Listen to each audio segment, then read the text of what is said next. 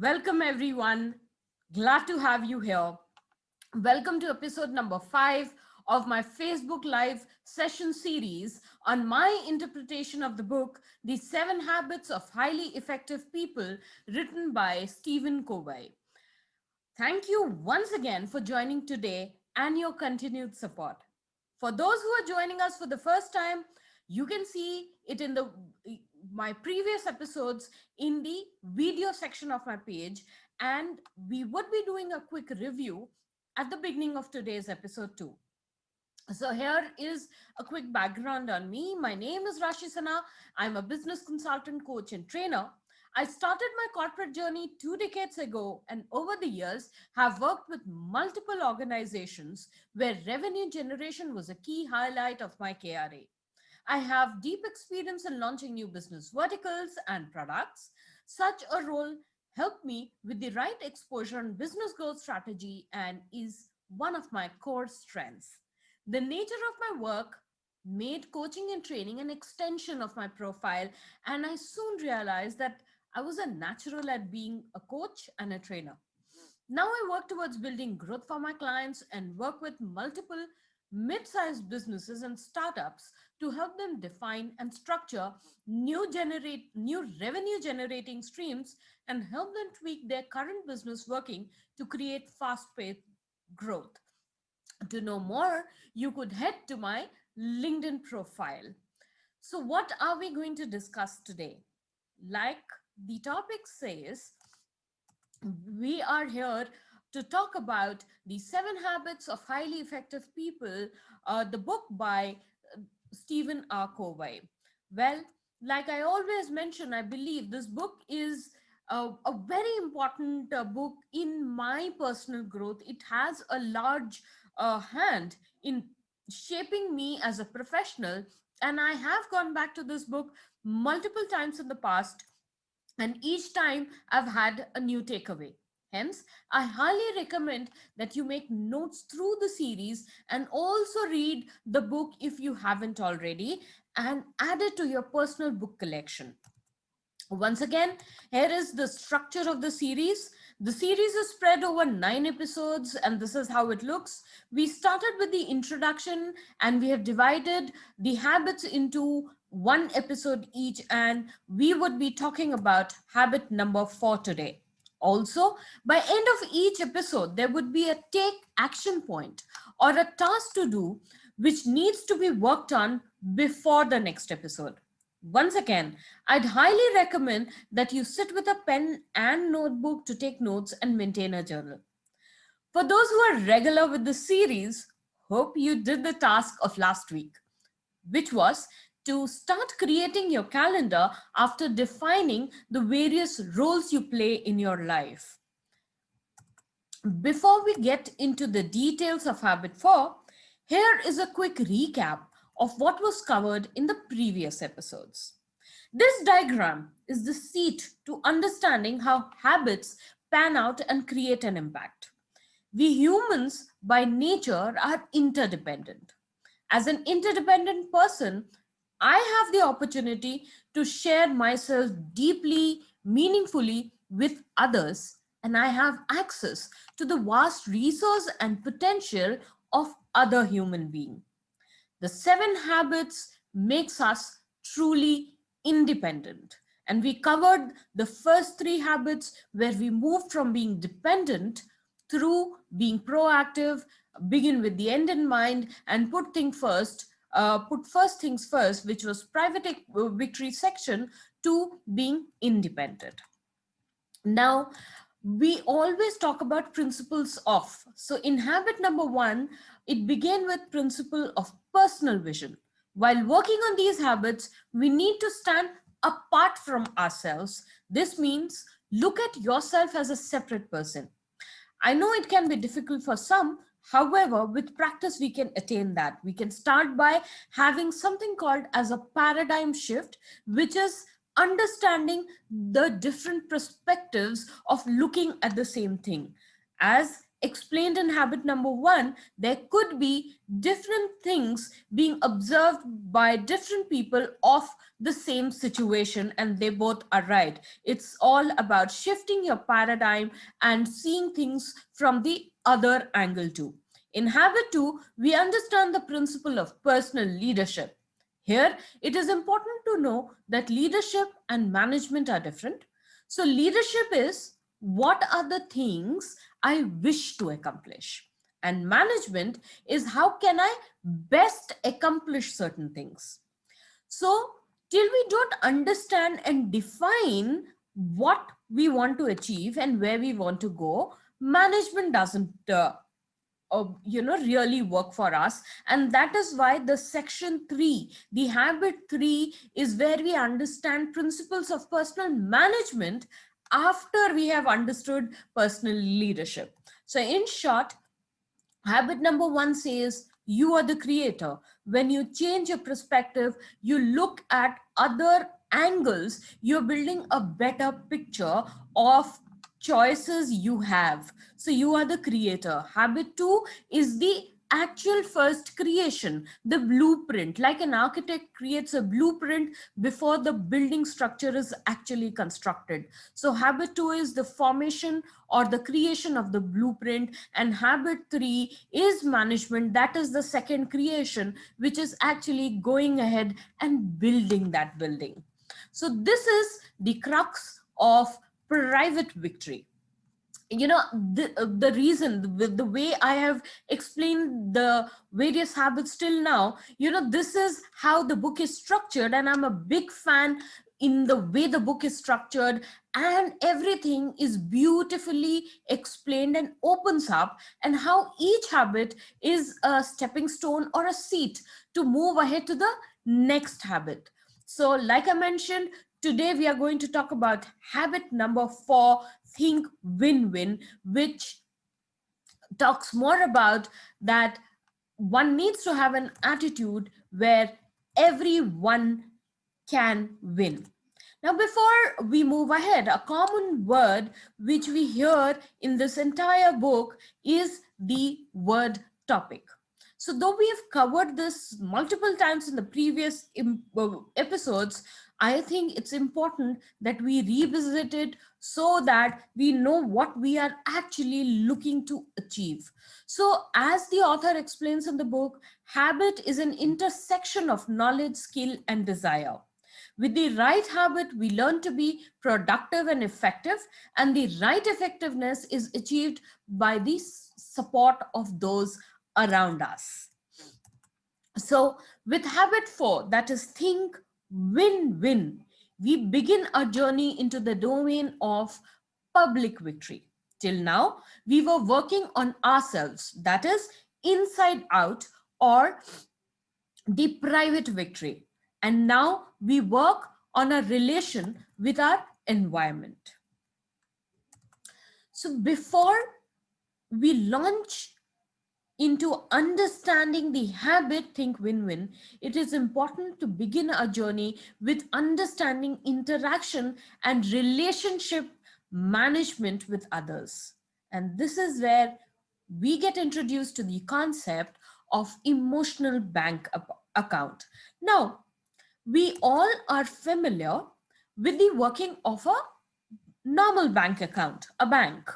We can withdraw only when there is a deposit. So, if we try to withdraw money from a bank account more than we have deposited, either the check will bounce or it will be dishonored. The emotional bank account works in similar fashion. When interacting with other person, I make deposits. I make deposits like sincerity. I make deposit like integrity. We talk about commitment, keeping of word. So when I'm doing all that, I'm building a reserve. However, it may not be necessary that the deposits and withdrawals are of same dimensions of, or of the same value. The key thought here is building the reserve, right? Imagine a situation, say, with your children. If you're always critical of them or always pointing at them for not being up to the mark, we are actually making huge withdrawals. So what we are doing here is that we are depleting the emotional reserve balance with our children. Hence, when we wish for them to support us, they may not do so as we haven't built the reserve. Or if we need or if they need an advice, and you know that you are the best person to give it, they may not want to listen to you and seek the advice elsewhere or take their own path. And you won't be able to do much because the trust is so low, the channel of communication is blocked, as you haven't worked at building a healthy reserve in the emotional bank account with your children. So let's start building that reserve from today. Let's stop being critical of not just our children, overall, of people who interact with. Instead, help them with their problems or guide them. Now, again, continuing with the example of children, initially, because so much negative balance has been created, initially they would doubt you or look at you with suspicion. After all, there's no deposit, right? So do not expect them to respond and reciprocate. Just keep adding to the reserve. Start small. If your child likes a particular topic or has an area of interest, maybe you could pick a book or buy an app. Today, we are living in the online age. So buy an app of that topic which would make them happy. Or probably stop commenting on the type of clothes they wear or the food they eat. Then, with time, they would start rebuilding the trust they have with you. So, initially, what may happen is that we may feel a bit lost uh, as to how do we make these emotional bank account, and how do we increase the reserve in our emotional bank account. So, well, here we are. There are various ways through which we can increase that reserve. So I am going to present to you 6 major deposits that will help you build the emotional bank account. Now, the number one being over there is understanding the individual. What may seem trivial to you could be of great importance to someone. For example, continuing with the example of a parent and child, you could be on an important call and your child wants to ask you something. It could be just about where their favorite toy is. That may be totally unimportant to you because you are on a call, work call with somebody at workplace, and that contract is important to you, and you may snub the child. That would lead to a negative bank account deposit. Instead, if you are able to stop your call in the middle, excuse yourself for a few seconds and ask the child what they're looking for, and either tell them where that product is or what they are looking for, where you have kept it, or just say that, hey, uh, I am caught up with this and I will come back and help you find your toy after this call is over. You are making a positive deposit. So understand the other individual better and understand what could be things which would be important to them. In a work situation, you could be a team lead or a business owner, and you could be working on a large project, and the elements of those large projects are divided among your team, and maybe an intern who has recently joined the organization has a very minuscule small part in the whole scheme of things in the larger project, and you are here building up a presentation, and then there is a slight knock on your door, and you see that intern standing next to your desk. You have two choices: either get irritated with them and kind of dismiss them, or listen to them and probably find a solution or help them find a solution, respond to their problem, which would build a reserve with that intern, and probably they will end up being your most loyal and dependable employee in times to come. And the second deposit could be is attending to the little things. You know, I remember a day from my childhood. So we used to have, trips after a school, as in during the school break. Our parents would take us out for a picnic, and we had very a nice car, and we would go for a movie in the evening. Then by the time the movie would be over, it would be our sleep time. And whereas our parents would be sitting in the front seat, my father would be driving, mother would be sitting next to him. My sister and I would end up sleeping on the back of the car, or at times, one child would go to sleep and the other would act as if they have fallen asleep, so that when the parents reach home, sometimes wanted to see that would they pick us up and tug us in the bed or not. And we thought we were fooling our parents. It was much later that we realized that they exactly knew which child was actually asleep and who wasn't.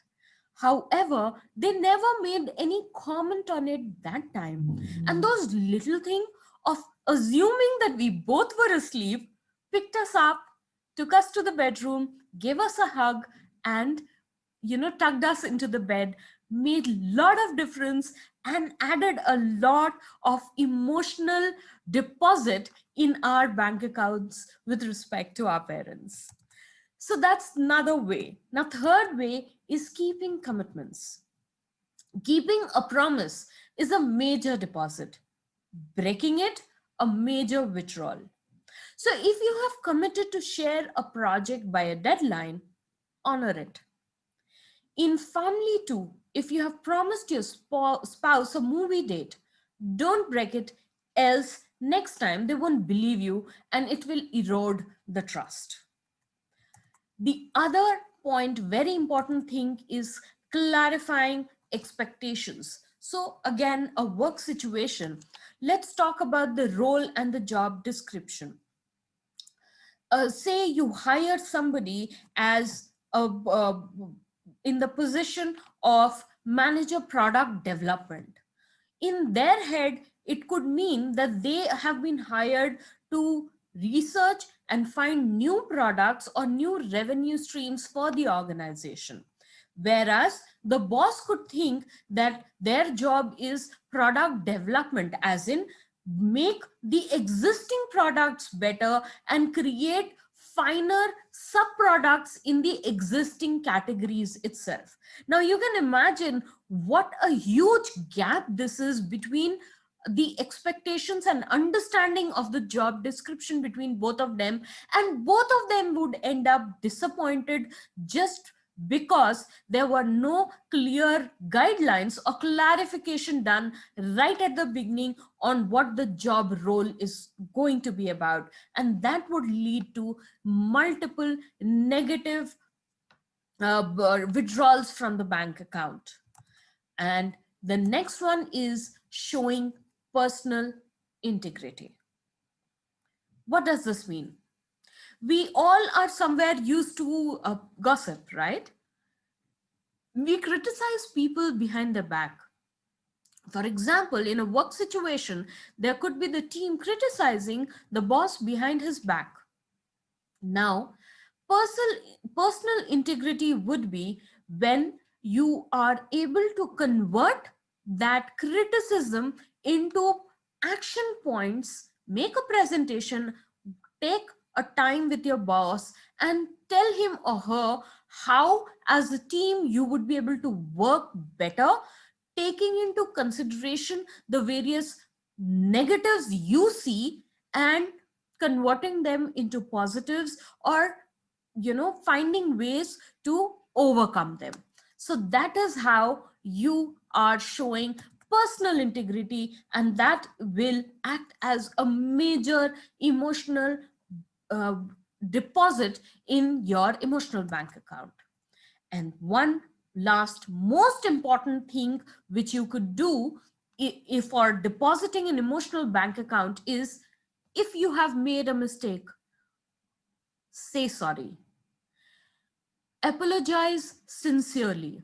We all make mistakes, and it's okay that we make mistakes. What is important is to own it up. Yes, I goofed up, and I'd like to make it up to you, and then go ahead and make it up to the other person. These are the various ways, 6 different ways through which you can ensure that there are positive deposits made to the emotional bank account in your relationship with the other person. Now, using the emotional bank account and by making these deposits, you're actually making deposits of unconditional love. And yes, unconditional love is not restricted only to your person of love interest or to family. It is something extendable to every human interaction that we have. So you are making deposits of unconditional love by adding to your emotional bank account. When we live the primary laws of love, we encourage others to live the primary law of life. Basically, when we truly love others without conditions, without strings, we help them feel secure and safe, and validated and affirmed in their essential worth, identity, and integrity. Somewhere we are encouraging the entire growth process. So, by looking within and working on building our emotional bank account with all we come in touch with, we are creating a lasting impact both for ourselves and for others. Isn't this such a powerful thing? On this note, we move to the essence of understanding the habit number 4, think win win. So let's begin with an example over here. Um, so not time for the slide share. So let's begin with an example. So here's a story which I'll share with you. So a CEO of a firm once shared with me that all members of his team were selfish, and he was quite upset about this. He wanted my help in taking care of the team, train the team in team bonding, and help them form a better cohesive force. So before getting into the details, I asked the CEO, when he says that his team is selfish, what does it really mean? Is it that he really thinks it that the team is selfish, or it is just his point of view or his paradigm or his way of looking at things? So the CEO was also smart enough. He said, I invite you to meet my team. So I went over there, I began interacting with the team. I did realize that the members of the team were very low on motivation. They were unwilling to cooperate. They had resistance to authority. They were resistant to change. And they were very defensive in their communication. So I asked the CEO that, why do you think that your team is not cooperating? Was it that there was some kind of a perceived reward for not cooperating?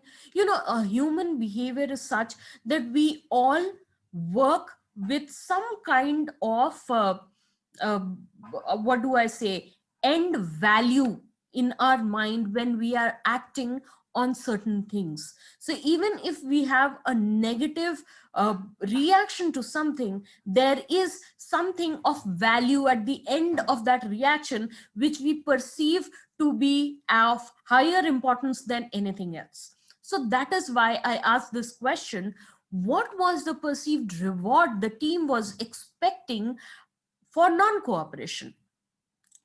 The CEO was clueless. He said that, on the contrary, he was encouraging the team to be better and intensive.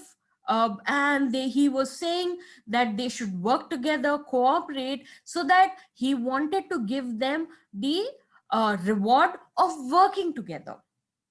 So I decided that I would be an observer to their process for a while, and then see how and what I can do to improve the situation. So in the process, I came to the time of a weekly review meeting which they used to have. So the CEO was chairing that meeting, like he generally does. He started the conversation with the discussion about work, and then he started pepping up his people. Was trying to motivate them, telling them how cooperating with each other would help them achieve more, both for themselves and for the organization overall. And then he went on to add that he was monitoring the progress of each team member using graphs, and he showed his presentation on a slide where he had mapped the growth of each team member, and he was saying that the one who achieves his or her target first and checks all the parameters that he had listed and shared with them will win a all paid special vacation with family. So, on one end, the CEO was talking about cooperation and building a cohesive unit working together. And in the second breath, he was setting them all up against each other in a competition. What a confusing communication to send. Well, the CEO was trying to get the fruit of the cooperation from the tree of competition. It was like hoping to reap apples from a mango tree. However, one important point here is that the basic premise was caught well by the CEO, which is that to have higher productivity and growth, the team needed interdependence, that is, cooperation from each other. So, to do well in a society, interdependence is the key, and for that, we need human interaction. To understand this habit, which is think win win, we need to understand the 6 paradigms of human interaction. Now, what are these? So, these paradigms are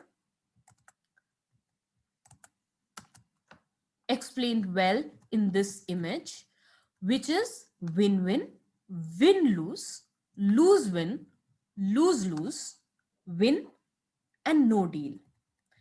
So, we will first talk about the last 2 points mentioned here.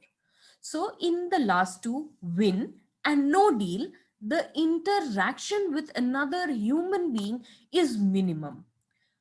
Win basically means, if we have to explain this, means a person thinks only about his or her own win.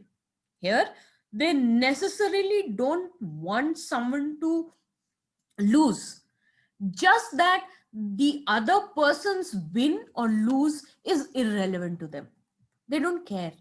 They have to win. In the process, if the other person wins, they're fine with it. If the other person loses, they don't care. So the other person or the person they are interacting with is actually irrelevant. In the other habit, which is no deal situation, one is working in the extreme scenario. So either one is saying that all involved or in the situation should have a great takeaway or should win, or there should be no deal whatsoever.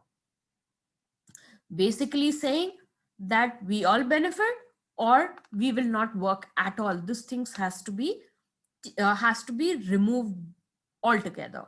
Now, this form of interaction works well when you are in the initial phase of a relationship, or even when you're starting your business relationship. You are building a seat of trust, you're building lot of things at that moment. So it is possible that at that level you work in the situation of no deal, where either it is a win for everyone involved or there is no interaction itself. But then you all will realize that it is not a long term sustainable policy, right? So now we are left with the other four interactions, and they can be looked at like this.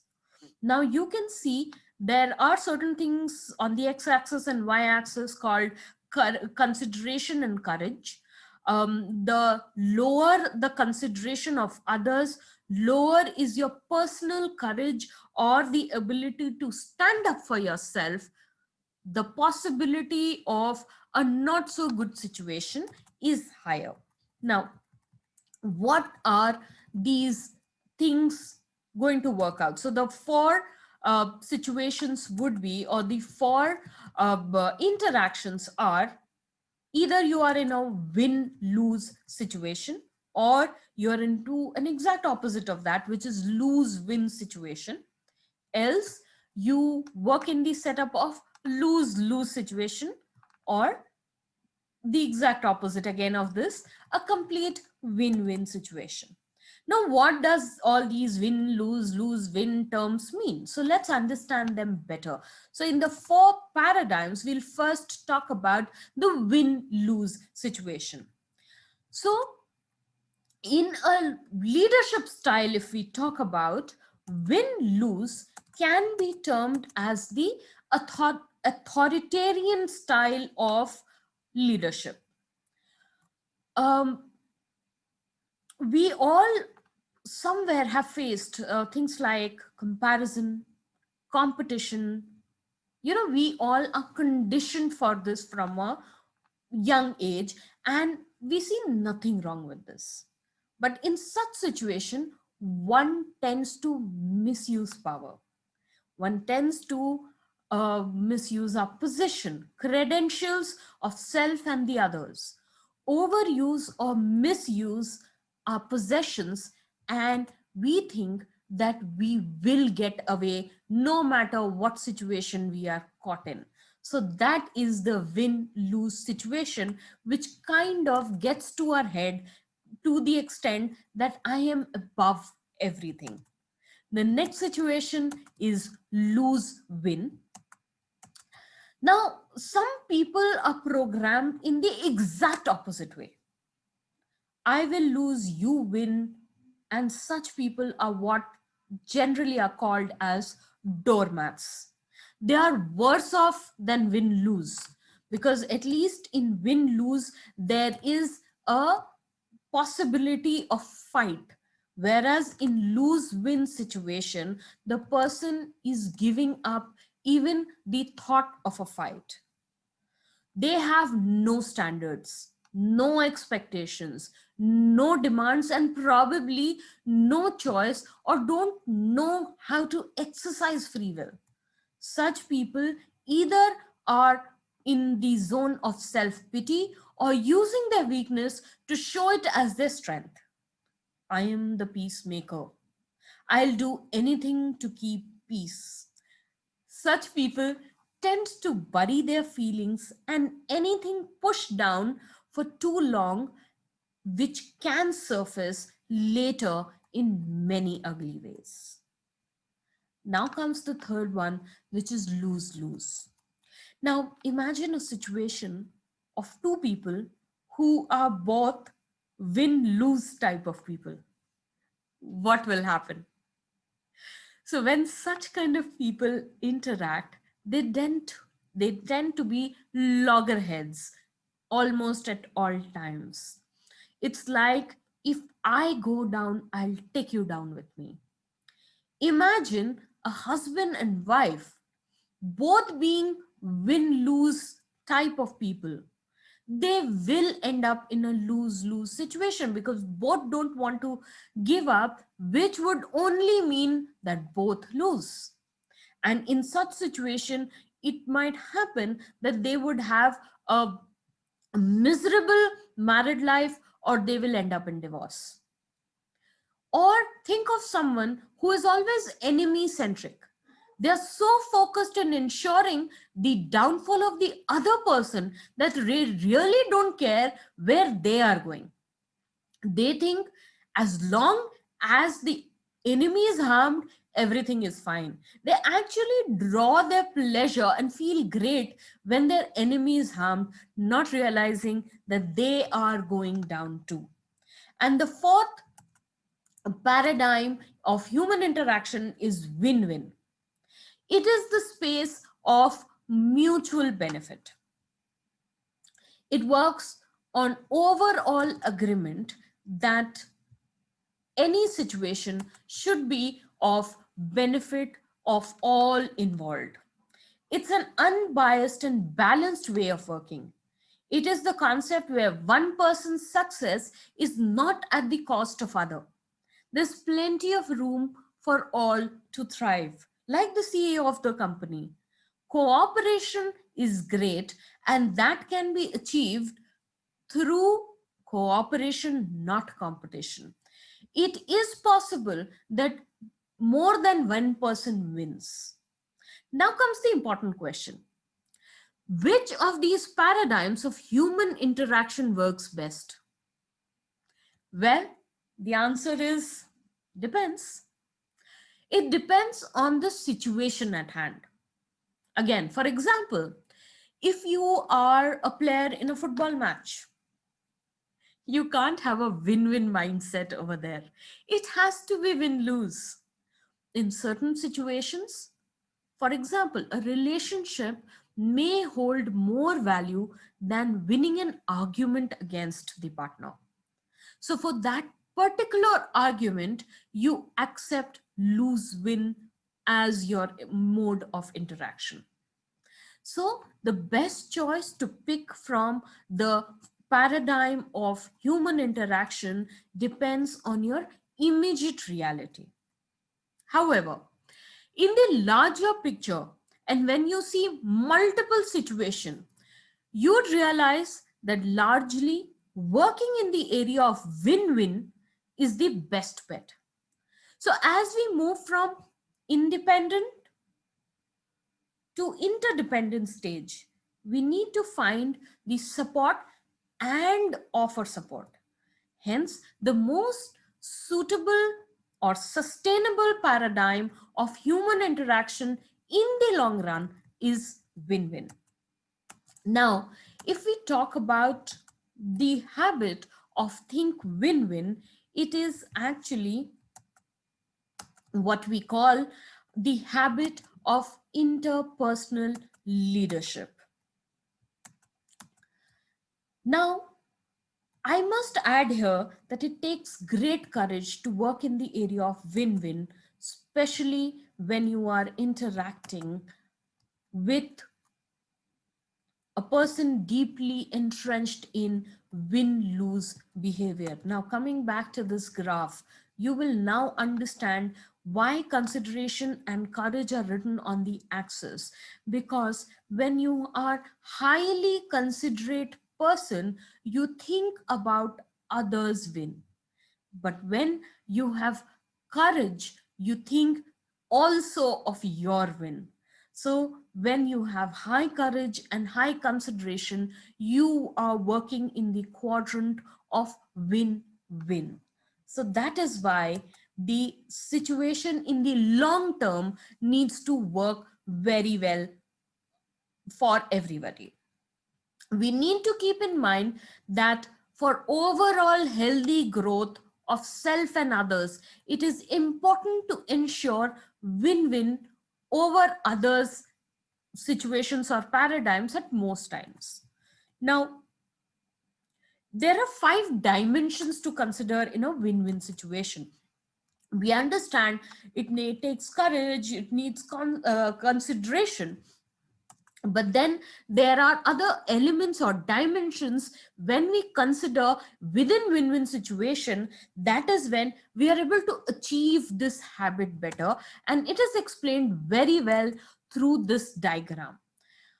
In the diagram, as you can see, it talks about that for a win-win situation, character, relationship, agreements, a supportive system, and process is highly recommended and required. Now, one may think, um, these are words. How do we achieve all this?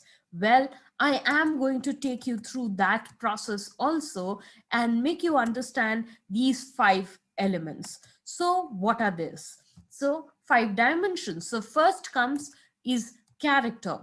Within character, there are 3 elements. Now, what does character mean? So, let's understand that first. Character is the foundation of win-win, and everything else is built on this foundation. Now, under the character, we have integrity, maturity, and abundance mentality. Integrity is something which we understood in habit 1, 2, and 3, which is the value we place on ourselves. And we know that integrity was one of the value which helped us develop the habit 1, 2, and 3. It clearly defines our values and proactively organize and execute things around us. Now, second is maturity. Now, maturity is the balance between courage and consideration, understanding which situation or which thing is needed in a particular situation.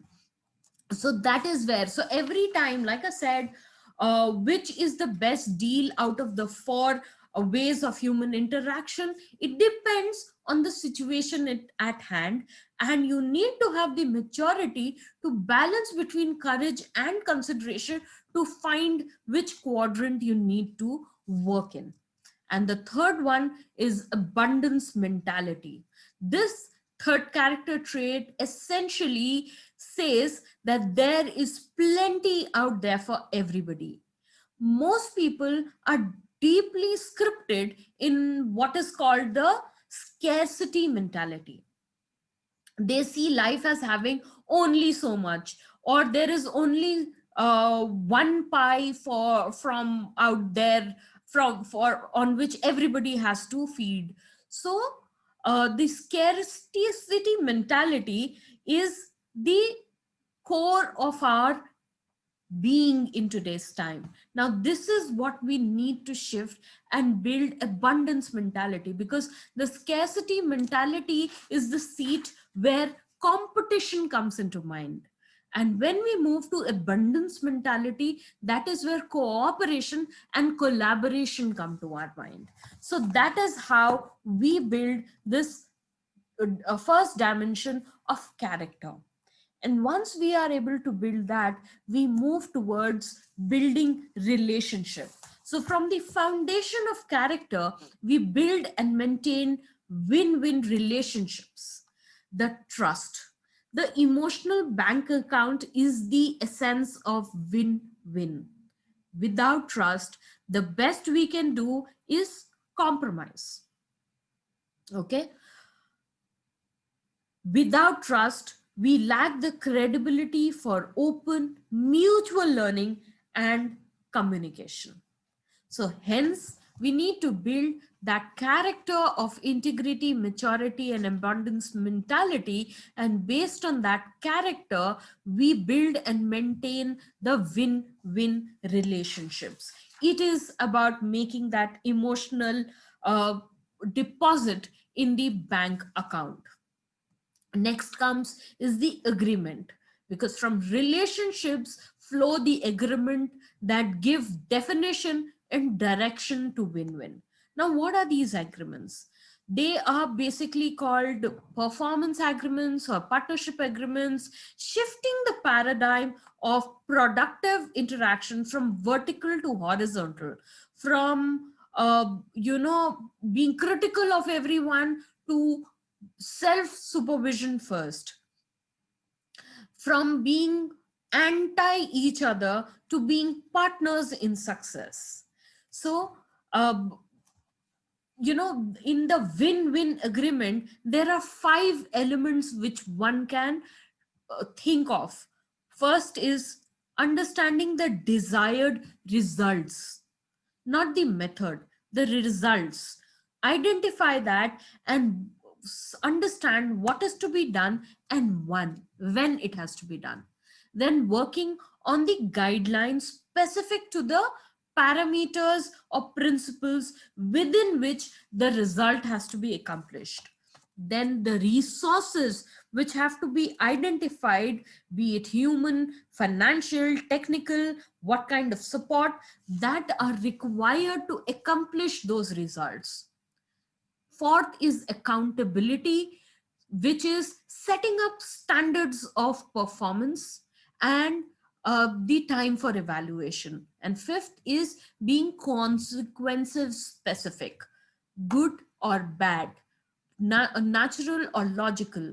What does and will happen as a result of evaluation of all the above is how agreement is structured, and these 5 elements give win-win agreement a life of their own.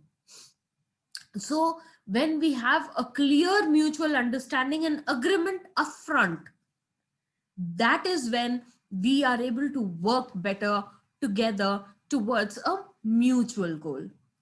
The fourth one is talking about systems. So now these 3 are the key elements, and 4 and 5 are the support base to these 3. So we are when we are talking about system, a win-win can only survive in an organization when the entire system supports it. uh, you If you talk win-win, but then you talk about rewarding in the essence of win-lose, like that CEO was doing. He was talking cooperation, however, he was creating a competition, right? So talking cooperation, but in action it was competition. So he was talking win-win, but doing win-lose. So in that situation, you are going to lose. You have a losing or a failing system in place.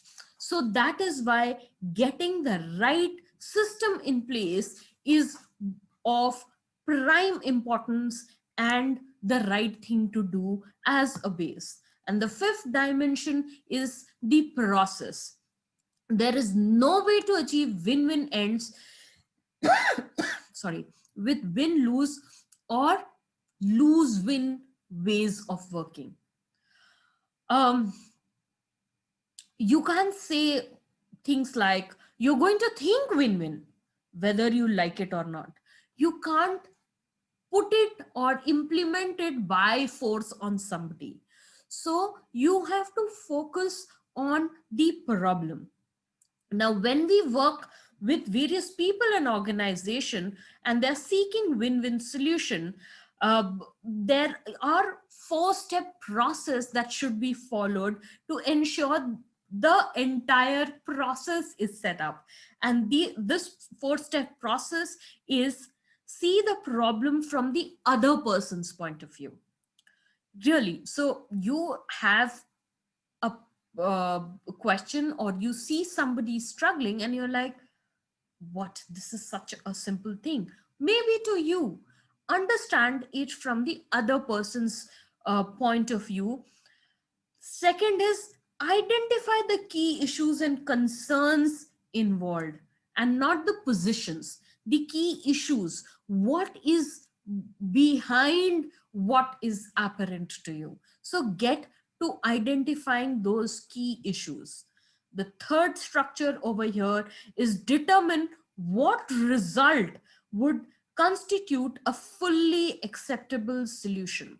So you have identified the problem, understood it from the other's point of view, figured out what the real issue is, and then you determine the possible consequences of a suggested solution. That's the third step. And the fourth is identify the various possible options to achieving the results. So you have a problem, you have identified the key issues, you have figured out a result, a consequence, various consequences of moving ahead, and then you realize that, okay, this particular result is what will work for me. Then you figure out the various paths and options that are required to achieve that result. And this is how we cover the 5 dimensions of think win win. And when we are able to achieve them, there is no looking back. In fact, this is also the seat for habit number 5 and 6. So, very interesting. This entire book is how it weaves one habit from the other. And like I had mentioned during the end of last week's episode, this is actually my favorite habit, and I always try to work in the domain of think win win. This was, in a way, this habit, when I had read it for the first time, it it did have a life changing impact on me. And I may forget other elements, but I do not forget the emotional bank account the author speaks about in this particular habit. It had blown my mind. In fact, during my first read, this was the only takeaway I had from the book. Probably I was much younger. It took me time to understand other aspects of the book, but I remember I was always thinking about making the right deposit in the emotional bank account once I had started reading the book. In fact, I do that even today. And that brings us to the exercise or take action point of this episode. Well, we have understood the various elements and dimensions involved in working on the habit of think win win. So, how do we go about working on that? There are 2 activities that can be done over here. Number one, what I was speaking about, the emotional bank account. Make a list of things that you could do to create a positive deposit in the emotional bank account with all the people you interact with over next 1 week. Do not forget that you need to make a deposit first before you can seek to withdraw. So do that as exercise number 1. And exercise number 2 is, in all your human interaction, try and place that interaction in the 4 quadrants of either win lose, lose win, lose lose, or win win. Make a note and see where do you stand. It will show you what type of human interaction you indulge in, and try and work towards moving to win-win. Like always, I will be happy to be of assistance to you. And here are my contact details. I can be reached at rashi.sinha, RASHIE dot sinha, SINHA at gmail.com, or Rashi, RASHIE at theyellowcarcompany.com. Of course, somebody mailed me that why do I keep sharing my email ID? Why can't they comment? Well, yes, you can leave a comment or message me over the Facebook page also. However, I give my email ID for the people who would want to talk to me directly and not want to discuss things in a private want to discuss things in a public platform. So you have the option to write to me privately. And there is an interesting question which I have received last week. So I thought I would answer that also publicly. Without taking names, somebody messaged me and asked me a question that what is it that I am trying to achieve by the end of these 9 episodes? I believe I've not been able to make enough emotional deposits in the bank account for them to trust me enough. And that is why they came back to ask me, what is the deal here? After the end of 9 episodes, what am I trying to sell? Well, frankly, yes, I am a commercial corporate trainer and business consultant. I charge money for my consultation and training. However, this particular series is absolutely free of cost, and there is no rider at the end of 9 episodes, and there is not going to be any course selling which I would do at the end of the series. So I believe I've answered that question, and we have covered today's episode. And now we will meet again next week, next Sunday, same time, with habit number 5, which is the second habit under the public victory section. And the habit is seek first to understand, then to be understood. Again, a very interesting habit to know. Till that time, do not forget to do the exercise which we spoke about today, and think win-win. Thank you.